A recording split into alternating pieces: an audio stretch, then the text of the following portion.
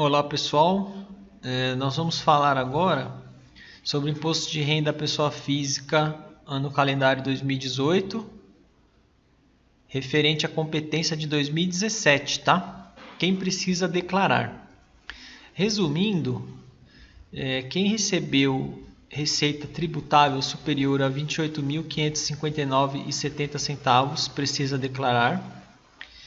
Quem recebeu rendimentos isentos, não tributáveis ou tributados exclusivamente na fonte, superior a 40 mil também precisa declarar. Quem obteve o ganho de capital em qualquer mês na alienação de bens ou direitos sujeitos à incidência do imposto de renda. Eu estou fazendo um apanhado e depois eu vou explicar para vocês, tá? Quem realizou operações em bolsas de valores, mercadorias de futuros ou assemelhadas. Na parte rural, quem recebeu receita bruta superior a R$ 142.798,50. Todas essas situações é preciso declarar, tá, pessoal? Quem pretende compensar prejuízos referentes à atividade rural.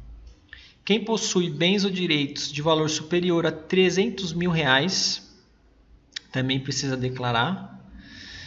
A pessoa que passou a residente no Brasil também precisa declarar. E quem optou pela isenção sobre ganho de capital na venda de imóveis residenciais. Em todas essas hipóteses, torna-se necessário fazer a declaração. Agora, vou explicar um pouco para vocês sobre cada situação. O que são as receitas tributáveis, né? Alguns exemplos são aluguéis, resgates de previdência, aposentadorias, salários, prestação de serviços, né? Ações judiciais, pensões e mais algumas situações. Então, no geral, são essas. Elas são tributáveis e se forem superior a R$ 28.559,70 é preciso declarar o imposto, tá? Fazer a declaração do imposto de renda. Em relação a rendimentos isentos e não tributáveis, existe uma lista e aí o que eu fiz? Eu disponibilizei no artigo escrito referente a esse tema, né? Referente a imposto de renda à pessoa física 2018, referente à competência de 2017. Então, nesse link aí, conforme vocês podem ver, ele está também na descrição aí do YouTube.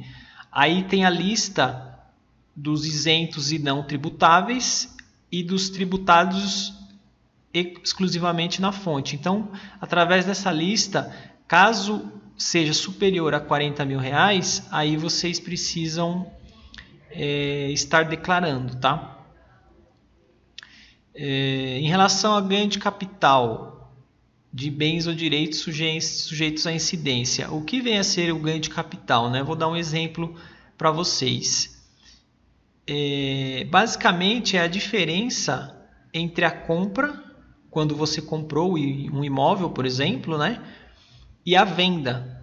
Então, eu dei um exemplo aí para vocês. Se você comprou um imóvel por 300 mil e depois vendê-lo por 400 mil, você concorda que você teve um ganho de capital de 100 mil reais.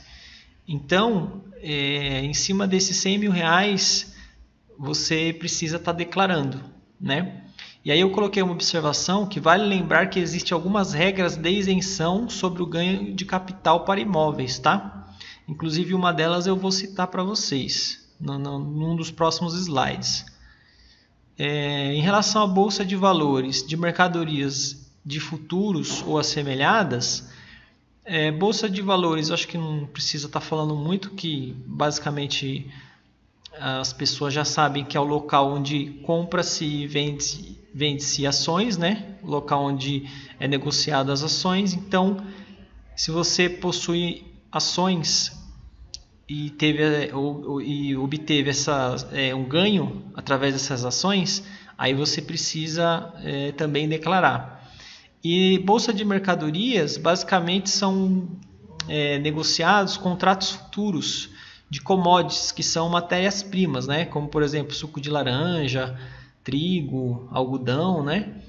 Então geralmente é feito um contrato E aí você compra um contrato futuro e esse contrato ele pode se valorizar, pode desvalorizar também, mas pode valorizar. E caso seja valorizado, aí você precisa estar declarando o ganho que você obteve, né? Aí em relação à atividade rural, quem teve receita bruta, tá? Não é líquida. Em todas as circunstâncias aí a gente está falando receita bruta, tá? Só no caso do ganho do capital que acaba vindo líquida, né? Que é um ganho que você acaba tendo que vem sem ser o ganho bruto, porque no ganho bruto ainda você tem os gastos que não são computados, né? Então quem teve receita bruta em atividade rural superior a 142.798,50 precisa estar declarando. E alguns exemplos aí de atividade rural, no artigo também que está aí no YouTube, no link, vocês têm a lista mais abrangente, mas basicamente é agricultura, pecuária, extração e exploração vegetal e animal, exploração da apicultura, avicultura, cunicultura e essas demais que estão aparecendo aí no slide para vocês. Então, se dentro dessas atividades vocês obtêm uma receita superior a R$ 142.798,50, torna-se necessário fazer a declaração. Também existe a possibilidade de compensar eventuais prejuízos apurados em anos anteriores. Então, se você é da atividade rural e teve prejuízo, então a gente vai citar aí um exemplo. Que você teve um resultado em 2017 de 500 mil e em 2016, que é no ano anterior, você teve um prejuízo de 200 mil. O resultado que você vai ter para auferir tributação é 300 mil e não os 500 mil, né? Porque numa situação normal seria em cima de 500 mil, mas como você teve o prejuízo de 200 mil, aí a apuração vai ser feita em cima de 300 mil. Então você tem que estar fazendo a declaração, tá?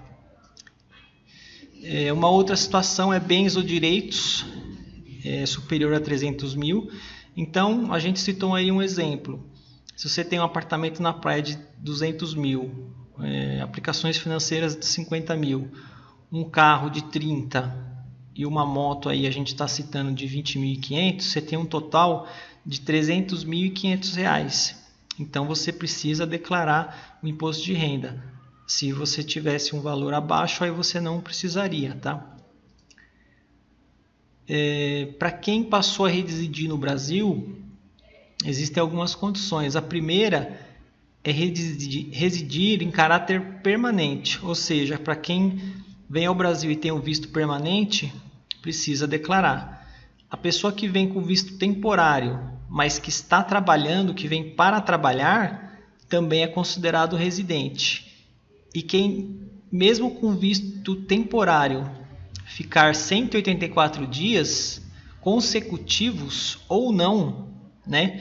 Então, se a pessoa fica durante 12 meses, se ela fica 150 dias, volta para o país dela e depois volta e fica mais 50 dias, passando de 184 dias, né? Porque se nós temos 150 e depois retorna antes de completar um ano e fica mais 50, ela ficou 200 dias no país. Então ela é considerada residente, mesmo com o visto temporário, tá? Então nessas condições é necessário fazer a declaração.